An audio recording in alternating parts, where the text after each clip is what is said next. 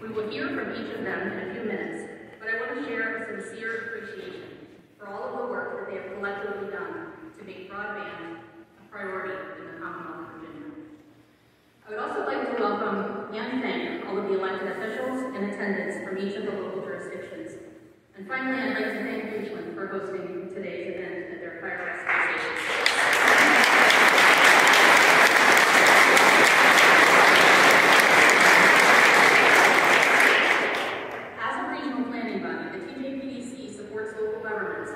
Solutions to a multitude of cross-jurisdictional issues, to include transportation, public transit, affordable housing, and economic development.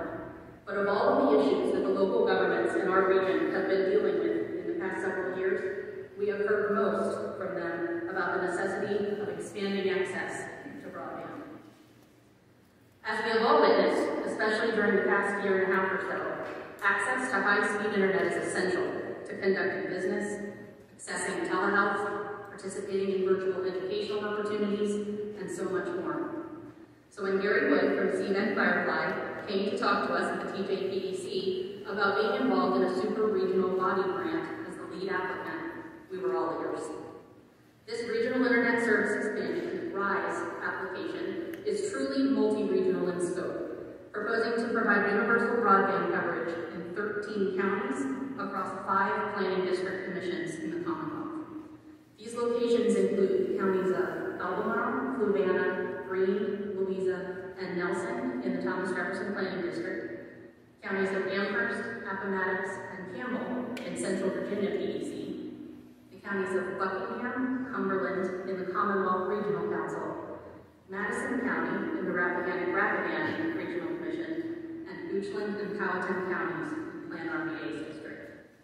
Also of note is that planning district commissions and regional councils across the state really stepped up to be partners in applying for projects that would make universal coverage a reality. More than half, 12 of the 21 PDCs in the Commonwealth were lead applicants for FY22 VATI grants totaling $640 million of the $943 million total requested. There are so many individuals and agencies that have been involved in this super regional application. Kudos to the individual localities, their administrators, their finance staffs, and especially their local officials, who collectively approved over $33 million in pledged local support for this proposed project. Thank you to all of the staff at the Virginia Department of Housing and Community Development for your Herculean efforts to stand up this grant program in such short order and to provide incredible support that you did to the applicants across the Commonwealth. The Thomas Jefferson Planning District Commission is so grateful to be part of this incredible public-private partnership and excited to have our statewide elected officials, congressional representatives, and state legislators here today. This project will be a game changer for localities, citizens, businesses, and anchor institutions across Central Virginia if awarded. We're all very excited to hear the news that the Governor of Northum is waiting to share with us. It is my honor and my pleasure to introduce him at this time. Please join me in welcoming the 73rd Governor of the Commonwealth of Virginia, Governor Broadband.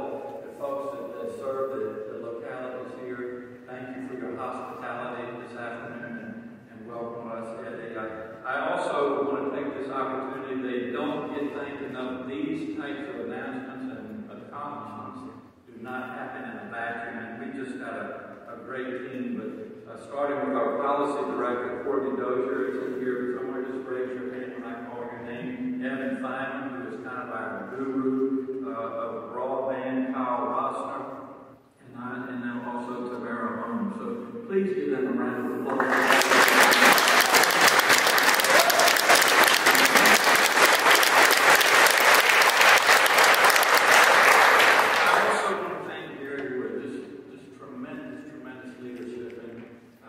Everybody knows him here, but he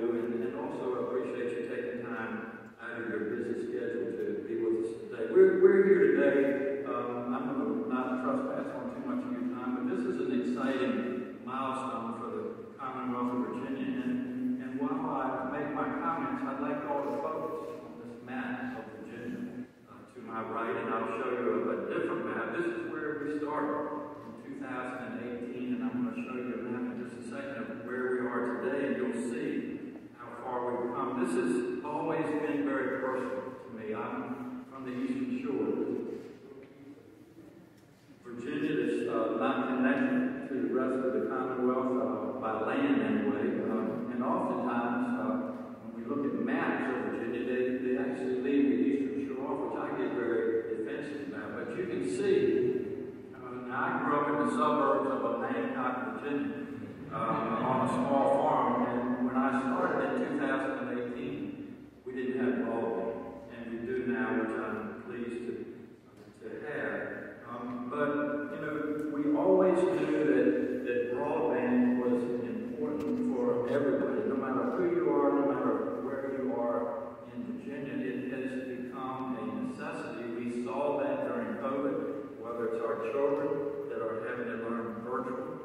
And believe it or not, families were having to go to fast food restaurants and getting on hotspots so that the children could have access to broadband. That is something we should all find as unacceptable. Telehealth became very popular during COVID-19, and that worked fine if you had access to broadband, but if you didn't receive care. And for business opportunities, quality of life, it has just been so important. And so when I started in 2018, I went to some of these individuals that I just mentioned. I said, how long will it take to get universal broadband in Virginia? And they said 10 years. And I said, I don't know where I'll be in 10 years, but we've got to do it sooner than that. So we've been able to work together, and I would just describe it, and the reason the help from Washington is so important.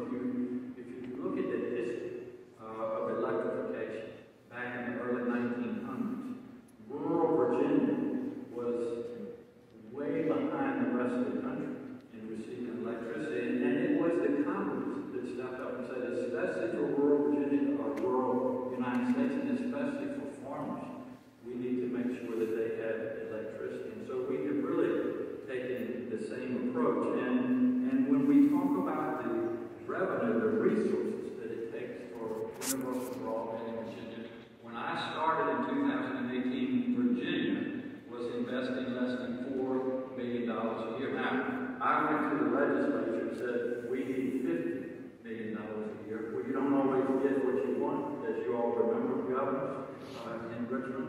And we compromised at 19 million. We then went up to 35 million, and then this last year, 50 million. So we've made a lot of progress, but now we know that with the funding from Washington earlier this year, remember we started at $4 million. Earlier this year, we committed $700 million in federal funding to the effort. So paired with commitments from private partnerships and other sources, we'll be able to close the digital divide much faster than we could have imagined 4 years ago. In fact, I can go ahead and take this down.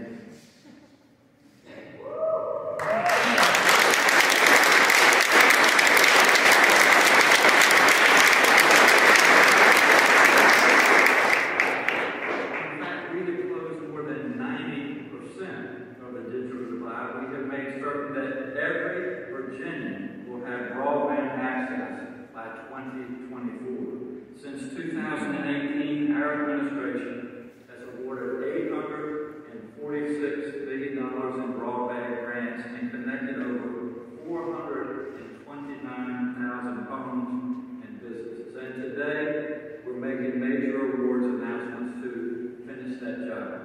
This morning, we announced $722 million in awards, leveraging $1 billion in matching dollars to connect 278,000 homes and businesses.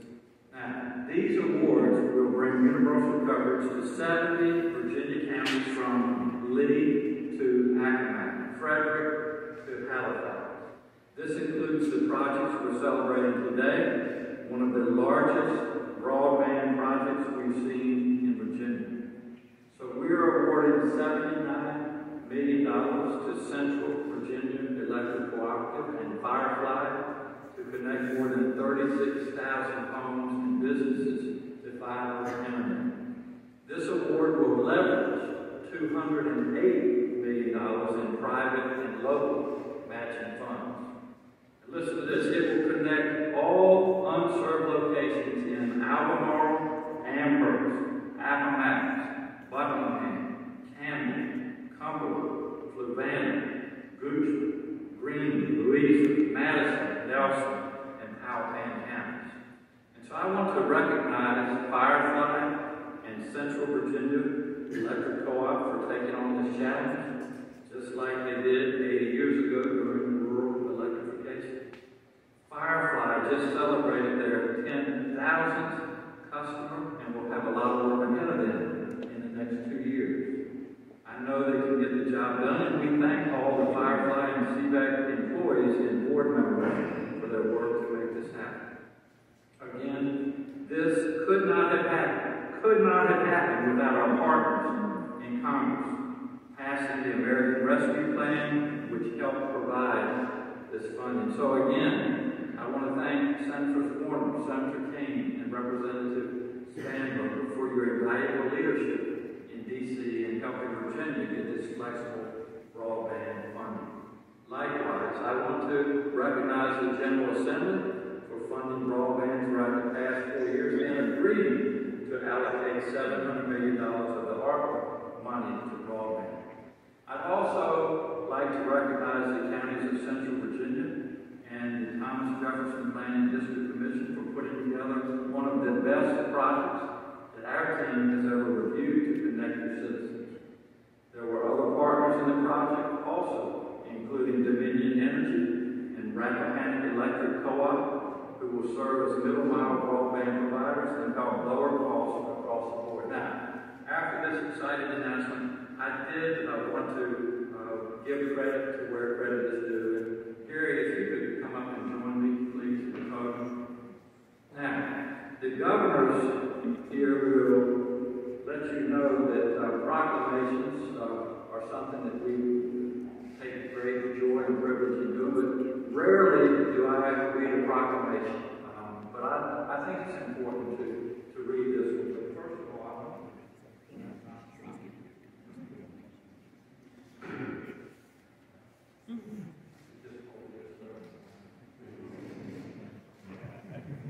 you all make yourselves comfortable.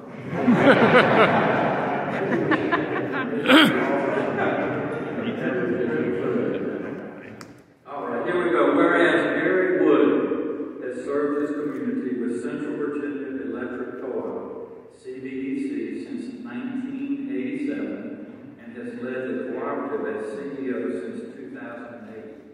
And whereas Gary has shown consistent commitment and leadership in his community, having served on both the Nelson County School Board and Board of Supervisors. You got some bruises to show for that. And whereas Central Virginia was in dire need of improved connectivity for the economic, social, and fiscal well-being of its citizens, and whereas it became clear that the Commonwealth's existing internet service providers would not meet the needs of the communities that CVAC serves, and whereas bold and transformative leadership is always necessary to undertake the creation of any new enterprise, and whereas CVAC created a broadband subsidiary, Firefly, to provide this essential service to Central Virginians within and beyond their electric service footprint, and whereas Firefly has already connected more than 10,000 Virginia homes and businesses with tens and thousands more Virginians to receive high-quality broadband connections in the coming years, and whereas none of these accomplishments could have occurred under leadership less vision. And now, therefore, I, Ralph Westmoreland, do hereby recognize Gary Wood and his dedicated service in our Commonwealth of Virginia, and I call this observance to the attention of all our citizens. Please give Gary Wood a round of applause.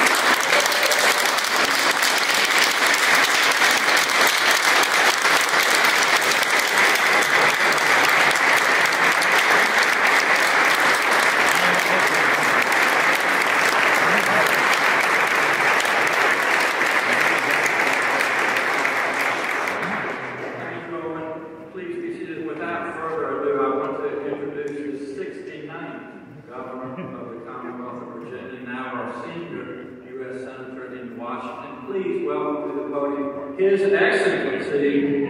Let me try that again. That didn't come out right. His Excellency, the Honorable Mark Governor.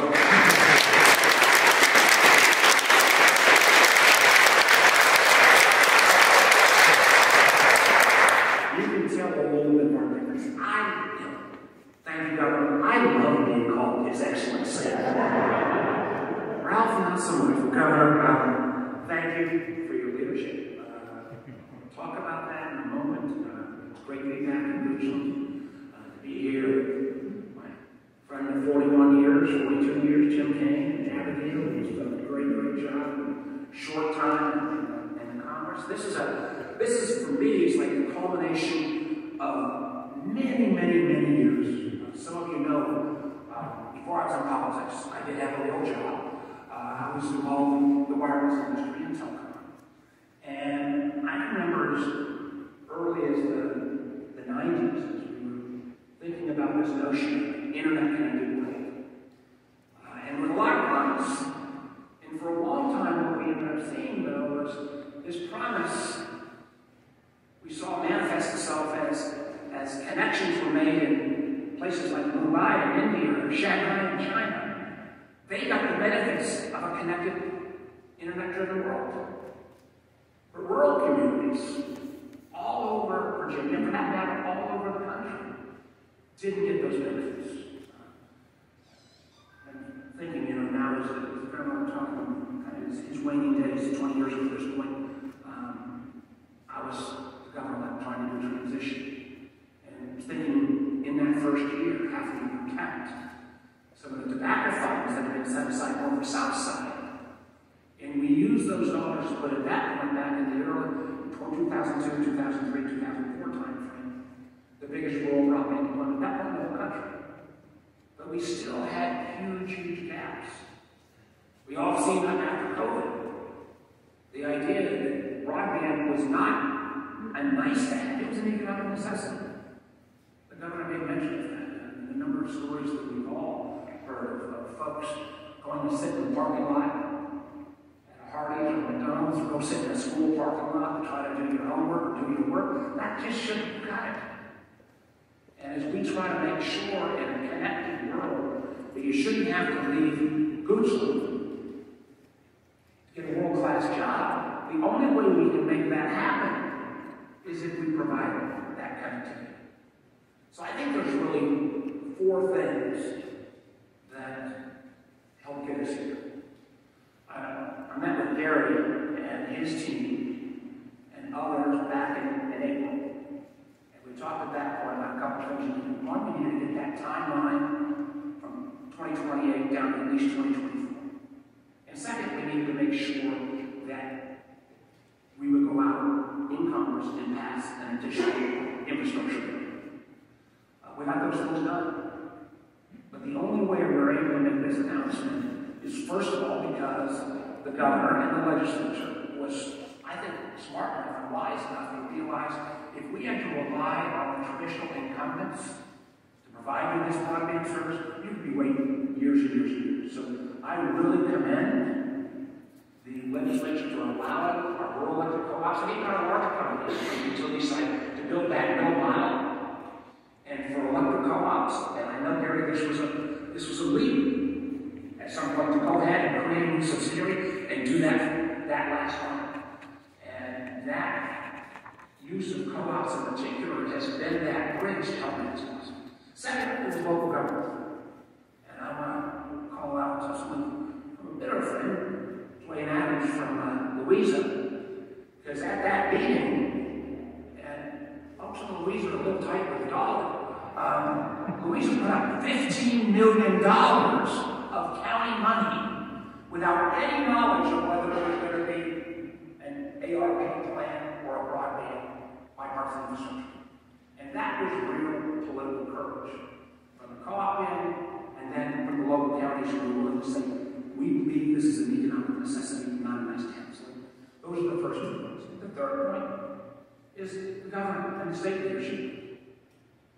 Tim and I and Abigail fought real hard to make sure that as we were giving out these once-in-a-generation amounts of money, the Commonwealth and localities, that they should be able to use the road. But getting that Commonwealth, that building, there's no other state that I'm aware of that has taken as much of their ARP funds and put it aside for $700 million. And Governor, to you and your team, I really, really thank you for that leadership as well. And then finally, we had to honor the second half. As Glenn said, if we don't give me some more federal money, he's going to be in trouble on the board. So we came together in a very bipartisan. It's hard in the U.S. Senate to get 69 senators to vote on anything. But we came together this past July and passed the bipartisan infrastructure bill. Yes, it's relevant to wages, it's stormwater, it's resiliency, it's energy, but it's also $65 billion in additional money for planning. That'll break out about $40 billion of it will go to finish building out. $25 billion of it will go for affordability, because while we need to get this connection to your home, we've also got to make sure folks can afford it. Just looking at the expansion of the connection money, there will be another $800 million coming to the Commonwealth to partner with other counties and other co-ops and other providers to make sure that this goal that the governor has laid out of making sure by 2022 we have this level of coverage. It really is a remarkable achievement. And I want to thank, again, all the local governments in particular, because we are going to have, I think the problem's going to be, think about supply chain shortages. There's going to be a supply chain shortage on fiber. There's going to be supply chain in terms of the workforce to install. So having Virginia take this much of a lead, put up this much capital, the local governments and the co-ops to take that lead, that even a year ago was kind of out there, is a real treat. And I think the beneficiaries are going to be rural Virginia in 2022 and beyond. You shouldn't have to leave your hometown and find a world-class job. By having this kind of broadband commitment, making it a reality, that promise that folks have been talking for the last 25 years about will finally come to pass. So I am very grateful to be here. I did tell the governor I wanted to also give one other little piece of good news. I'm stealing a little bit of a base on this, but I want to go ahead and got this much press here with state local officials. But Tim and Abigail and I had been working over the last few weeks, more than a month, when it came out for a while that it appeared there were 72 airports around the country that they were threatening to shut down the tower. And we were shutting it down from midnight until 8 o'clock in the morning. That would have really cut into service at the airport, which I'm happy to report.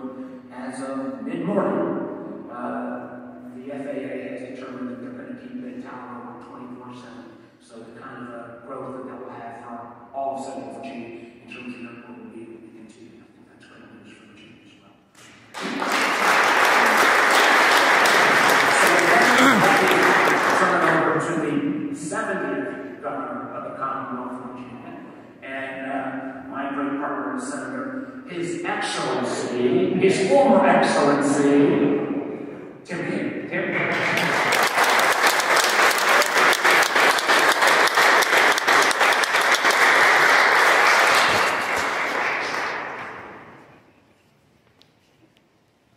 They say pictures are worth 1,000 words, so I'll shorten my speech from 15,000 to 14,000. What a great day to be here, Governor. You have to feel really proud. And Governor, let me praise one person on your team. I want to praise Evan, your sort of broadband guru. I know Mark and Abigail do this. We travel around the state and we talk to local officials and we ask them about broadband needs. And Evan gets high marks everywhere I go. Everywhere I go, for being creative, being a problem solver, treating every part of the state in a really equal and fair way. And so I just wanted to acknowledge that.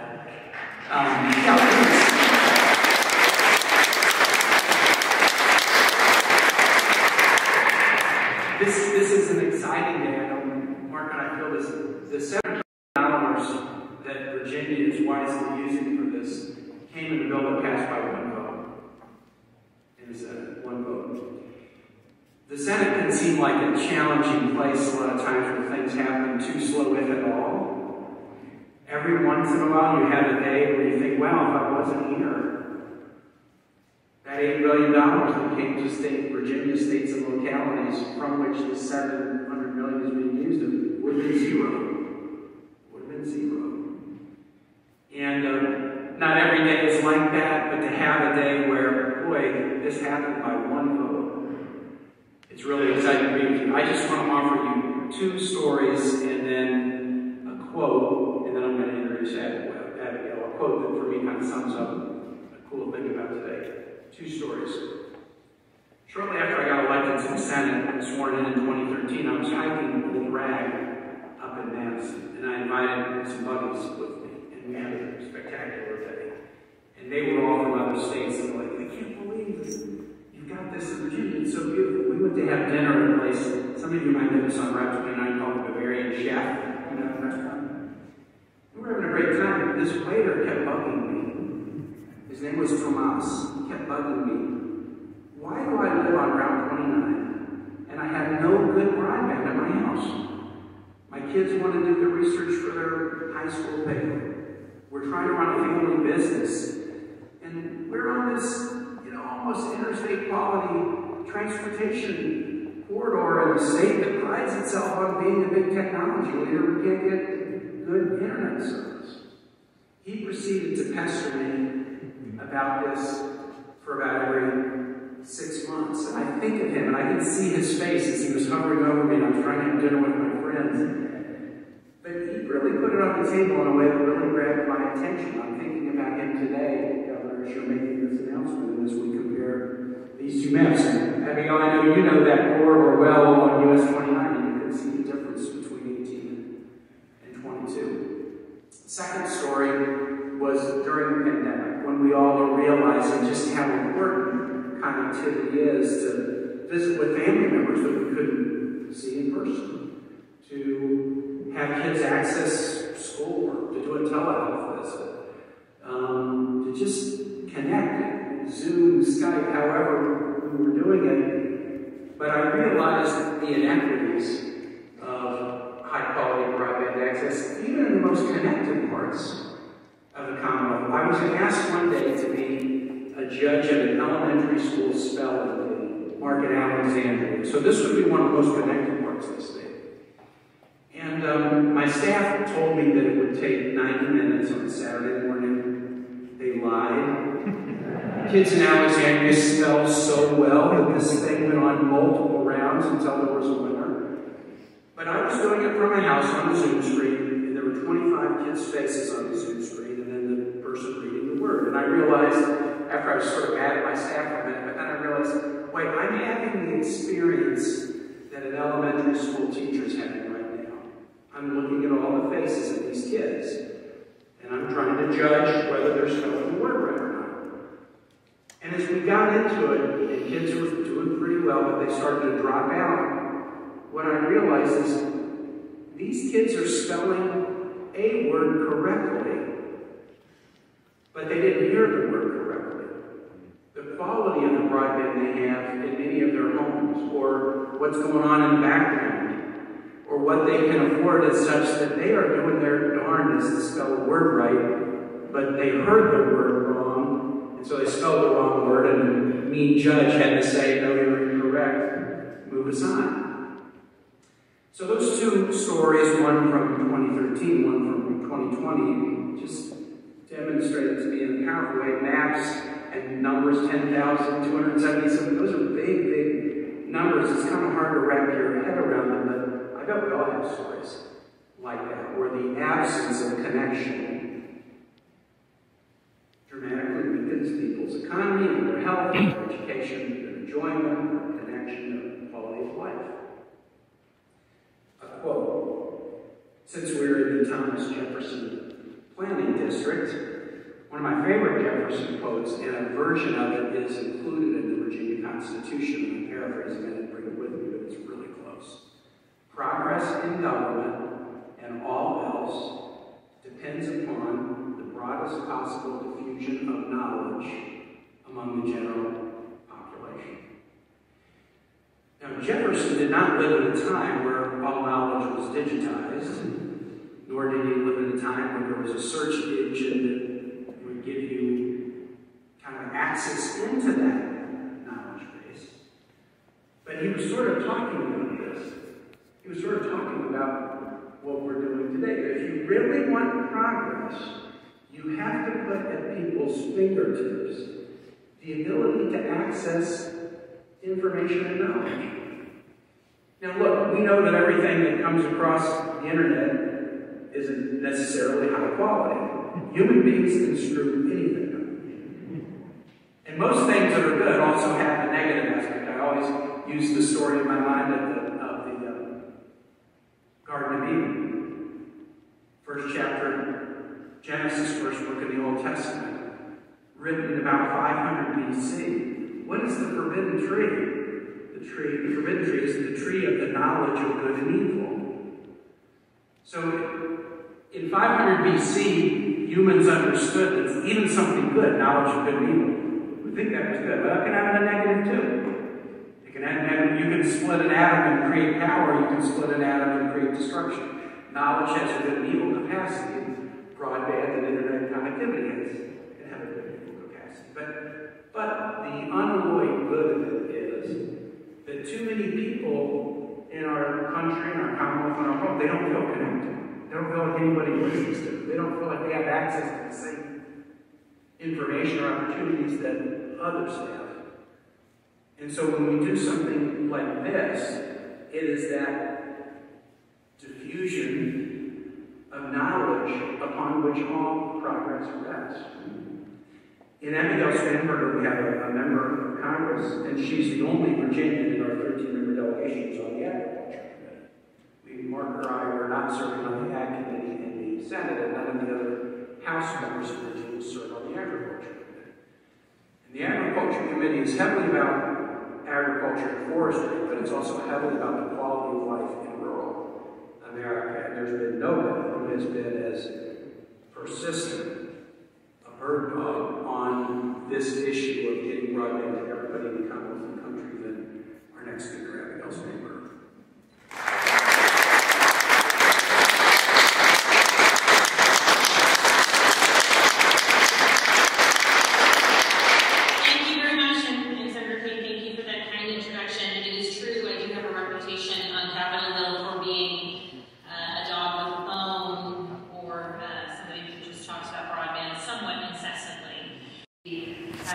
Champion for this issue and ensuring that people know why it matters. So I want to start by also saying thank you so much to the Board of Supervisor members from the communities I am so privileged to represent. Thank you to everyone who focuses on economic development in the communities across Central Virginia. Thank you to our school board members who are here. This issue matters to the kids and to our communities.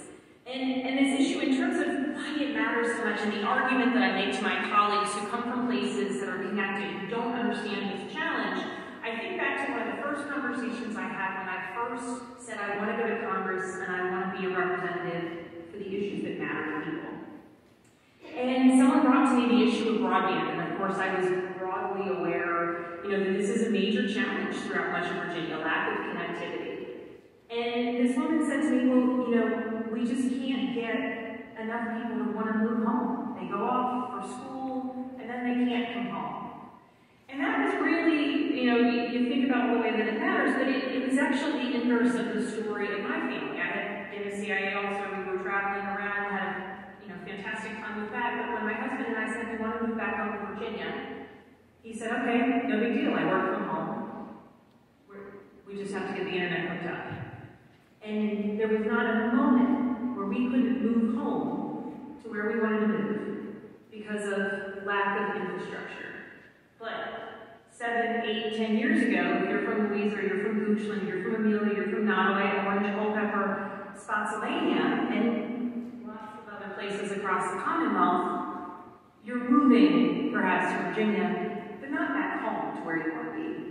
And the impact that has on the economy, the impact that has potentially on a community, is pretty significant.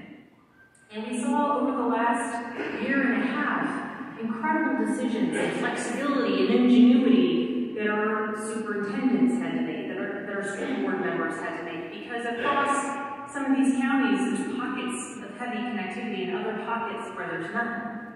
And you have to adjust for the greatest challenge, which across so many of our counties has been lack of connectivity. So I am just so excited that we are here today. I am so excited to see this map. I am so excited to brag about the fact that Virginia is truly on the path to being the first state in the entire nation to celebrate universal connectivity.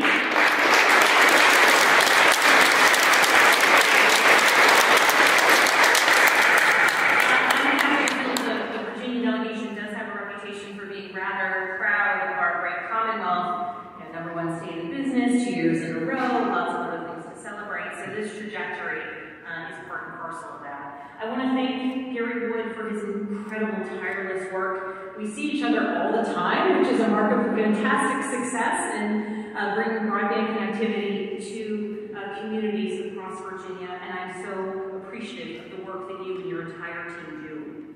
I am excited about the fact that we are showing that Virginia, again, has the opportunity to lead. Our General Assembly, Governor Northum, and their usage of the American Rescue Plan dollars, as the governor and our senators have noted, we have demonstrated leadership in how to allocate these important funds to close the digital divide across the Commonwealth.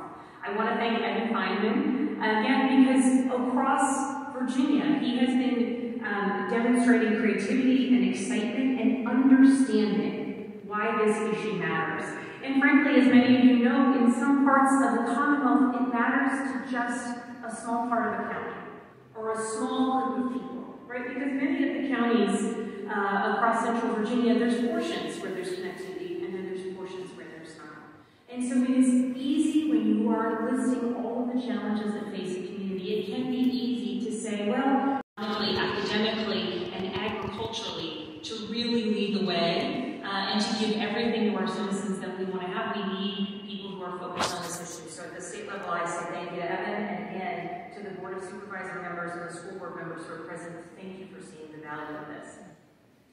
It's also our region's private industry that has demonstrated so much progress and has been a part of this progress.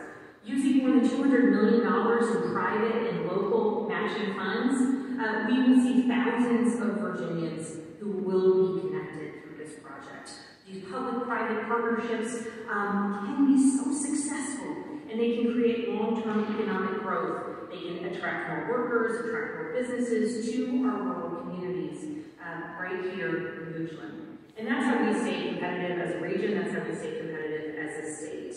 And I am just so proud to be a part of what it is that we're seeing here today. This has been an issue that I have cared about since the day I arrived on Capitol Hill, because it is about the future of our Commonwealth, it's about the future of our country, and to recognize that we are creating a path to attract more business, to ensure our kids have all the opportunities that they should have, to ensure that our farmers, when they get updates on their equipment, that they don't have to be manually plugged in.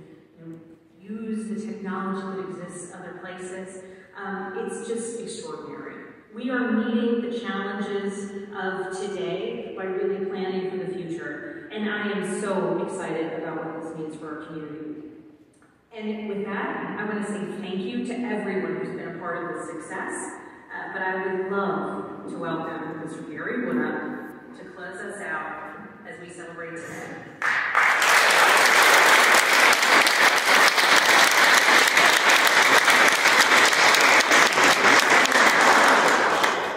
Wow. Today is a landmark day for Central Virginia, with the announcement of the larger awards for the whole state of Virginia broadband. But we're going to focus on Central Virginia today, the same way y'all focus on Virginia. So, the grant announced today will bring universal service at gigabit speed in a reliable, affordable internet package available to everywhere that's unserved in 13 counties that are part of the project. That is a huge project. Thank you for the award, Governor Northum. And let me say thank you for all of your work. You have made remarkable strides, you and your staff, in terms of broadband. You moved, I think it was $1 million in the grant fund before you first got in office, up to $750 million. You focused on making sure broadband access was available across Virginia. You not only led the charge to make the money available, but you did it in light speed. I was there in Abigail in July. And when the funds were voted in March, in July you announced it, and here we are today, less than 6 months later. The General Assembly's passed it, the Department of Housing and Community Development folded it into their VATI program, and we've got final more announcements. That type of efficiency is unheard of. And it's a real testament to the broadband grant program that your staff has built, and to your administration's commitment and dedication to making sure every Virginian gets broadband access. Thank you, Governor.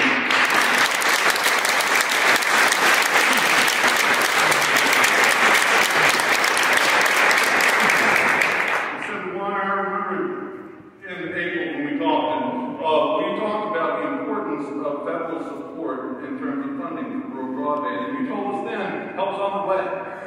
Help's on the way. And you'd already helped. The CARES funding from the year before, we built some additional broadband with that. Then we had the American Rescue Plans funds, and today that's making a huge difference. And we still need the help, and the infrastructure plan is going to bring that, because the speeds keep up. When we did the infrastructure plan, we raised that baseline speed again. So all of that is important. Your background in communications means that you've always known this need. You've been a strong supporter from day one when I've been trying to get broadband built. So I appreciate all the work you've done, all your leadership. Thank you, Senator Warren.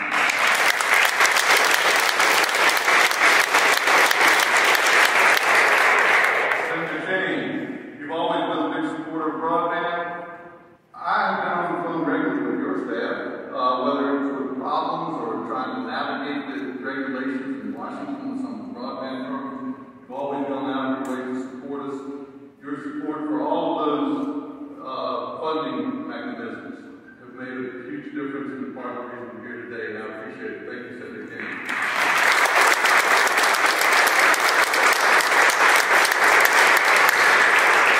Representative Spanberger, there are days where I think I spend more time on the phone with your staff than I do with my staff. You and your staff have been amazing. You've been so supportive and helpful as we've worked through some reconnect grant issues. Every time we've asked you to be supportive of legislation, you've taken it up. You've helped. Your continuous push for the right legislation, the right funding for broadband has made a huge difference for Central Virginia. And because of your work in no small part, today we have this project where we're going to fund all unserved locations in 3 of your counties along with 10 neighboring counties. Thank you.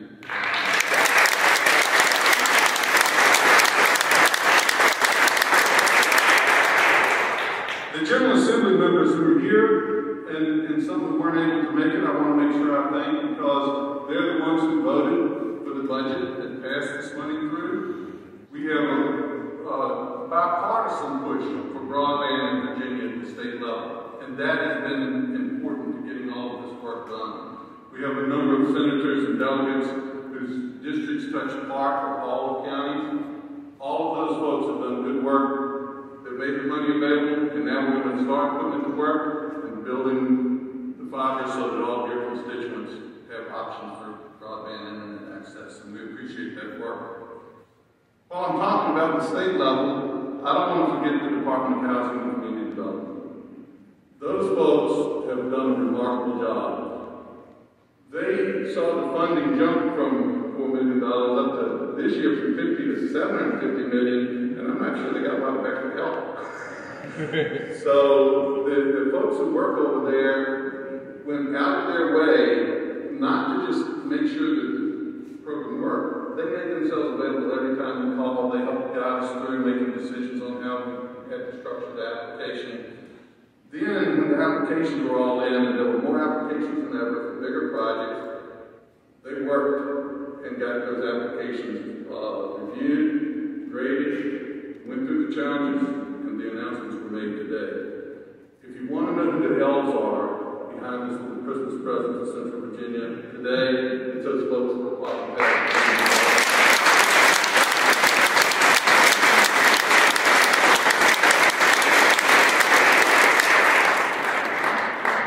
And I promise you, Dr. Holmes, the next time we have an announcement, we'll beat you. She wanted to know where the food was. The last time we invited her one of these, we had barbecue. Then I want to make sure that I thank Christine and Thomas Jefferson Planning District. They stepped up as the lead applicant. They made themselves available throughout this and took an important role and stepped a little bit outside of their normal path to do that. And they've been great help, and we really appreciate all that you've done. With the counties, we have a number of representatives off of boards and agencies from the 13 counties that we're going to be in. Those counties did take courage to step forward and partner with us, put money available, $33.5 million of commitment to give us the best possible chance of receiving the vital. They will celebrate that. Thanks to each one of you for the stand you took to make broadband a priority in your community. Now we got to get to work and get some work done for you. But thanks for all of the assistance.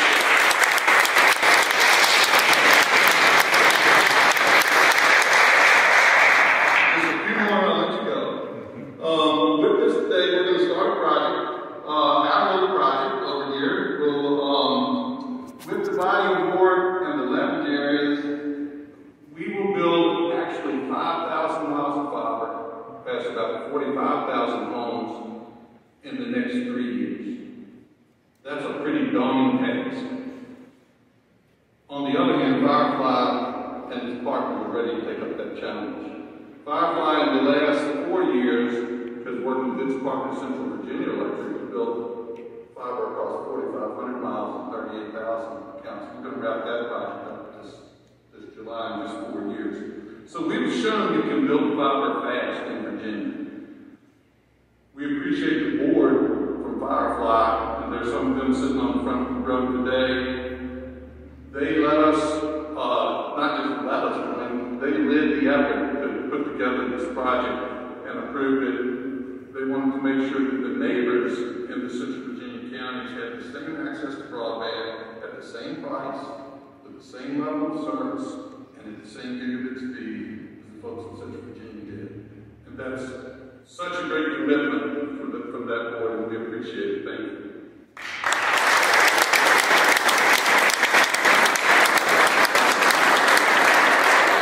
I want to ask all of our employees to stand.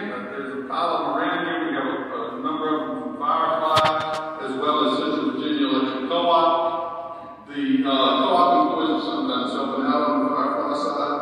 We asked those folks a couple of years ago, let's run. We've got to run really fast. And we've got to run